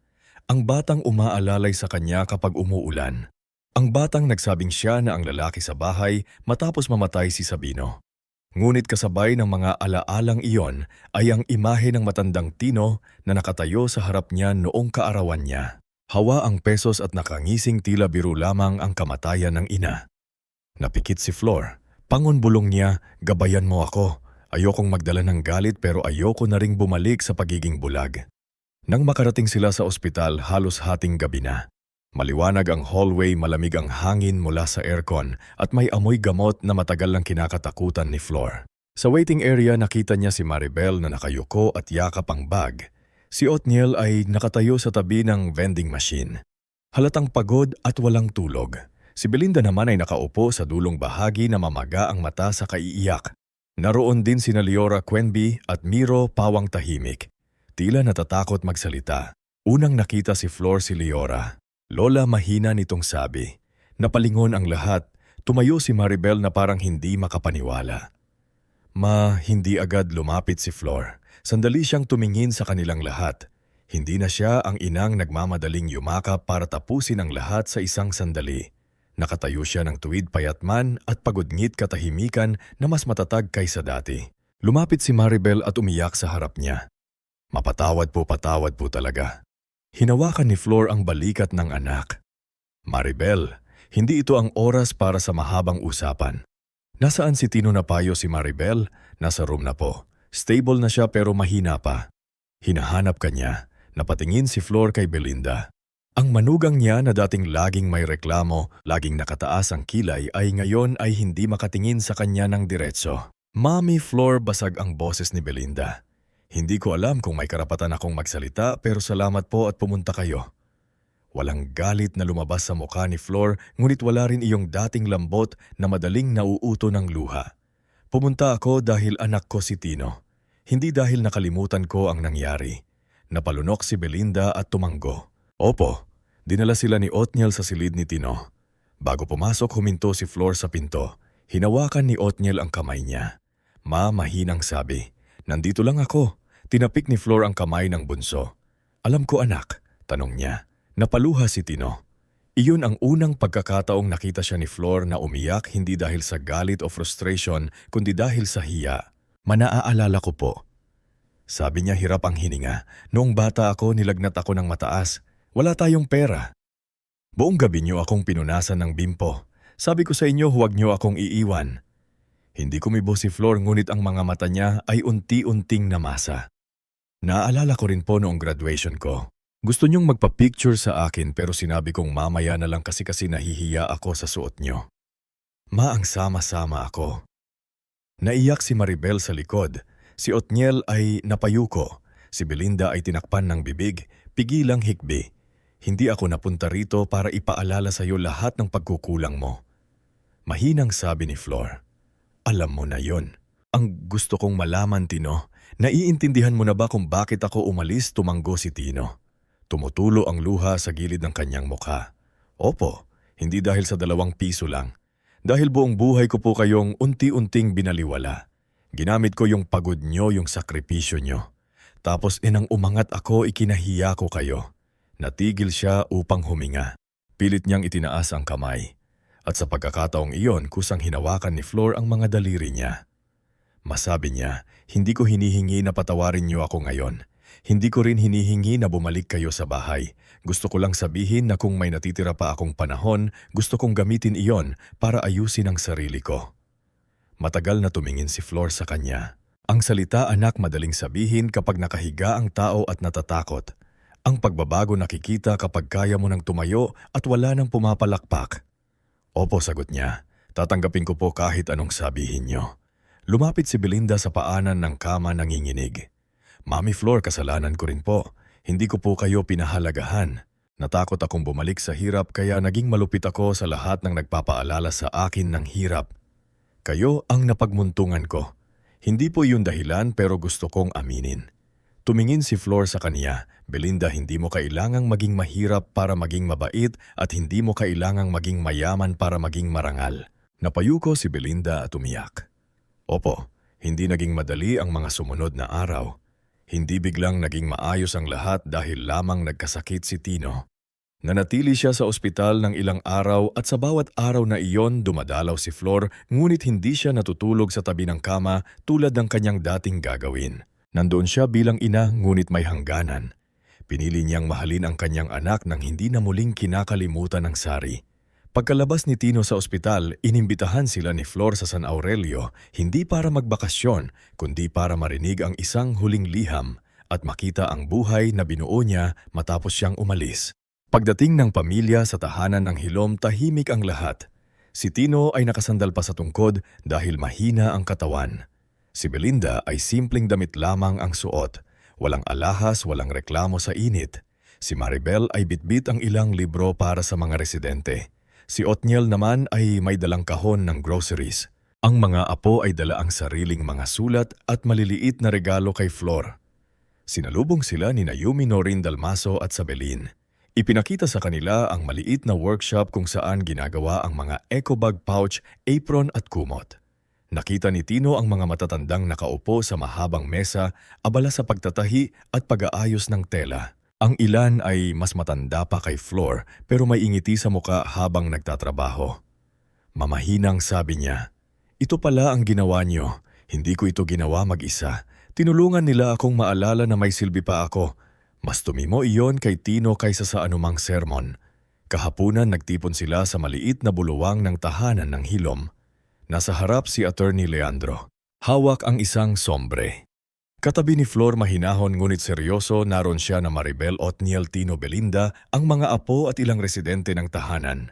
Ang liham na ito, panumbali ni Attorney Leandro, ay isinulat ni Florencia Maluvar hindi bilang pananakot kundi bilang malinaw na gabay sa kung ano ang nais niyang mangyari sa kanyang naipundar. At sa proyektong binuo niya rito, binuksan niya ang sombre at binasa. "Mga anak, kung naririnig ninyo ito, ibig sabihin ay pinili kong humarap sa inyo nang hindi na tumatakbo. Ngunit hindi ibig sabihin nito na babalik tayo sa dating paraan. Ang bahay sa San Isidro ang maliit na luta ng inyong ama at ang kaunting ipon ko ay hindi ko hahayaang maging dahilan ng away o pag-aagawan. Ang tunay na mana na nais kong iwanan ay hindi titulo, hindi pera, kundi ang kakayahang mahalin ng may respeto." Tahimik ang lahat. Ang Flor de Hilo ay gagawin kong family foundation at livelihood program. Kung nais ninyong maging bahagi ng anumang iiwan ko, kailangan muna ninyong maglingkod. Si Tino ay tutulong sa accounting, inventory at logistics ng programa sa loob ng 6 na buwan ng walang sweldo. Hindi bilang parusa kundi bilang pagsasanay sa pagpapakumbaba. Si Maribel ay mamumuno sa literacy class para sa mga matatanda at kababaihang hindi nakapagtapos. Si Otniel ay mag-aayos ng delivery system at tuturuan ng ilang kabataang walang trabaho. Si Belinda, kung bukal sa loob niya, ay tutulong sa kusina at volunteer coordination. Ang mga apo ay hindi obligado ngunit inaanyayahang matutong maglingkod habang bata pa. Napatingin si Tino sa ina.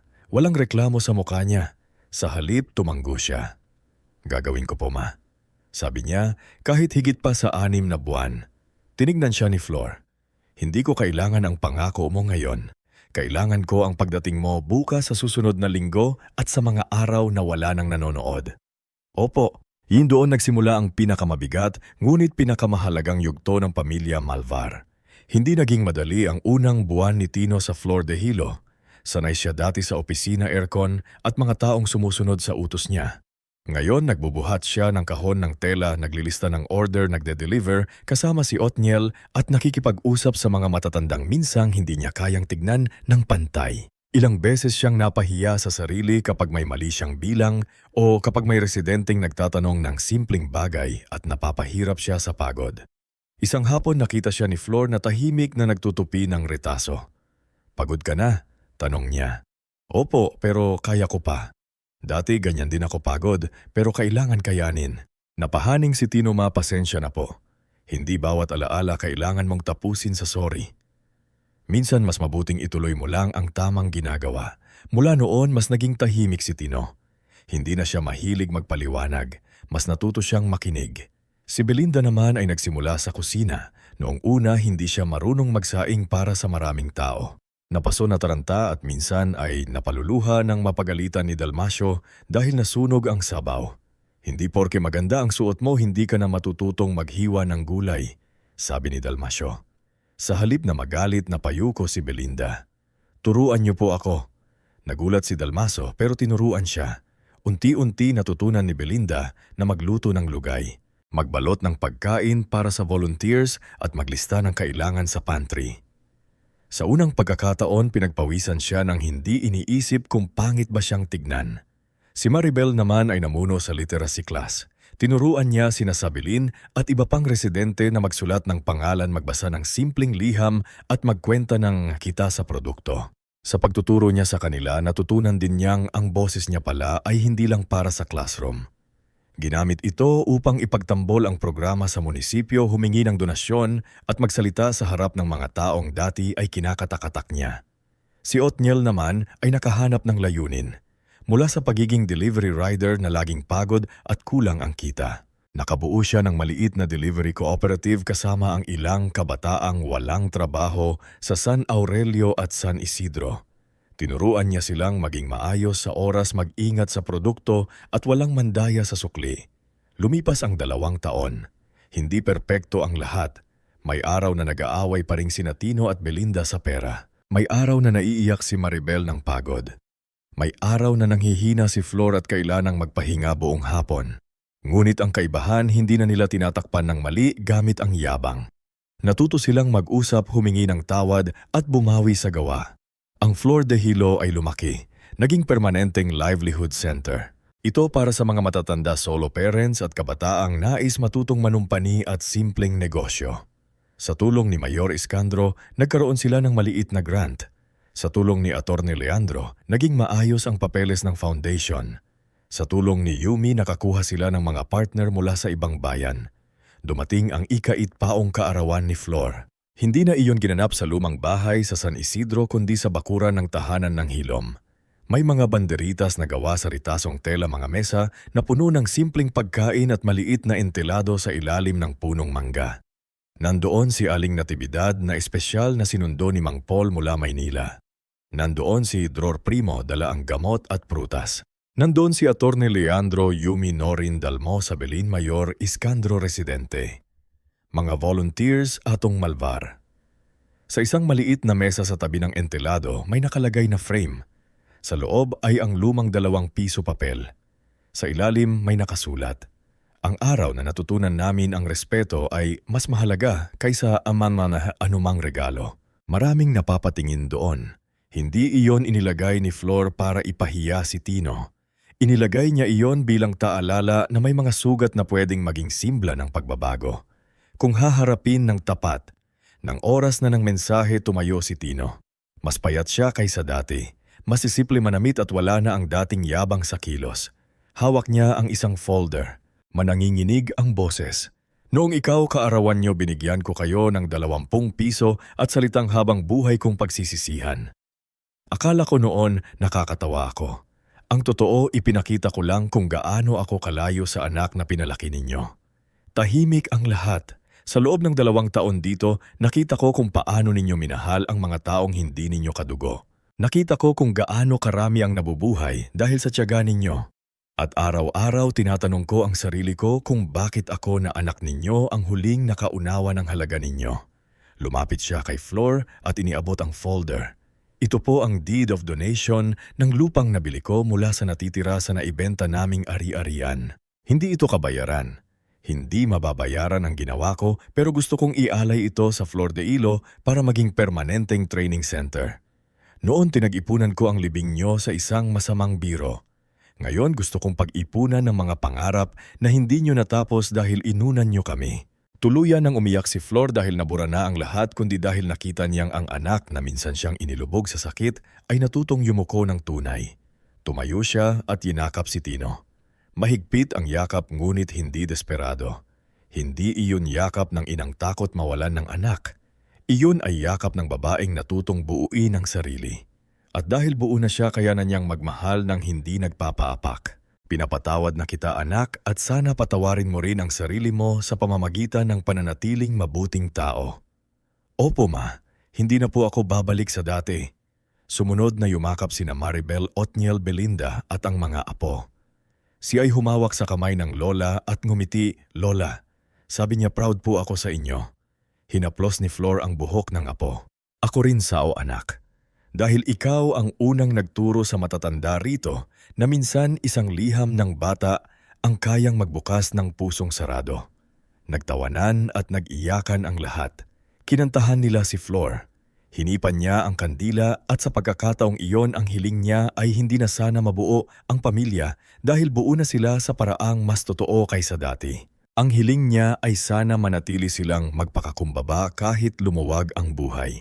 Sana maalala nilang ang pagmamahal sa magulang ay hindi dapat ipinagpapalibang hanggang ospital, libing o huling liham. Sa huling bahagi ng pagdiriwang tumayo si Flor sa harap ng mga tao.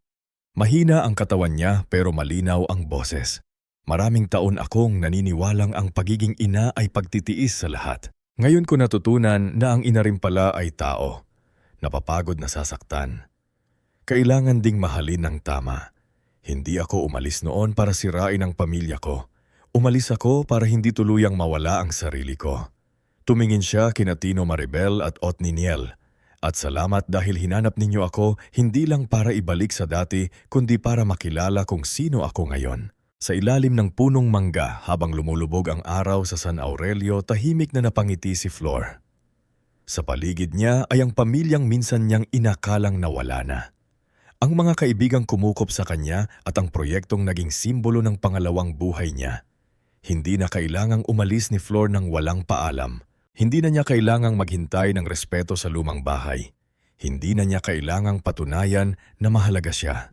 Dahil sa wakas habang buhay pa siya, nakita siya, narinig siya, minahal siya, at ang pamilyang minsang winasak ng isang ay muling nabuo hindi sa pamamagitan ng limot, kundi sa pamamagitan ng katotohanan, pagsisisi at araw-araw na pagpili na maging mas mabuti kaysa kahapon. M.